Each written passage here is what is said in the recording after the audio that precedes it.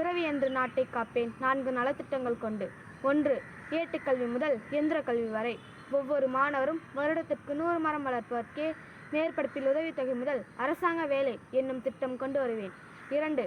மாதா பிதா குரு மரம் தெய்வம் என பாடப்புத்தகத்தில் மட்டுமல்ல மாணவர்களின் மனதிலும் பதிய வைப்பேன்.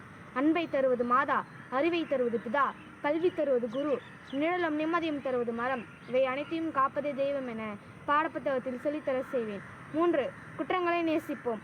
ஆம், சட்டத்தை மீறுவோரிடம் அபராத தொகை வசூலிப்பதை தவிர்த்து கீழ்நிலை குற்றங்களான வாகன குற்றங்களுக்கு, தனி மனித ஒழுக்கம் தவறுவோருக்கு தண்டனையாக 100 மரக்கன்று நடுதல் மற்றும் 6 மாத கால பராமரித்தல் என சட்டம் கொண்டு வருவேன்.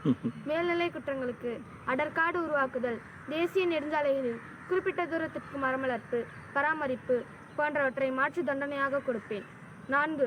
குடிமையியல் சட்டம், சிவில் லா, குற்றவியல் சட்டம், கிரிமினல் லா போல சுற்றுப்புறவியல் சட்டம் கொண்டு வருவேன்.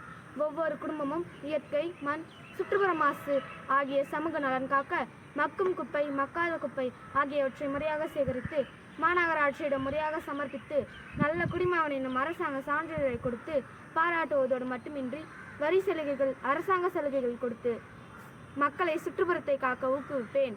காற்று மாசு, நீர் மாசு மற்றும் மரம் வெட்டுதல் போன்ற குற்றங்களுக்கு சமூகம் மற்றும் சுற்றுச்சூழல் ஆர்வலர்கள் அனுமதியின்றி அரசோ தனி மனிதனோ எவரும் மரங்களை வெட்டக்கூடாது. அப்படி அத்துமீறி வெட்டும் பட்சத்தில் அவர் மீதோ அரசாங்கத்தின் மீதோ நடவடிக்கை எடுத்து அதற்கு தீர்ப்பாக 1000 மரங்களை நட வைக்க வேண்டும். நல்லது ஒரு நாடு செய்வோம், அது நலம் பெற பசுமையால் எலி செய்வோம்.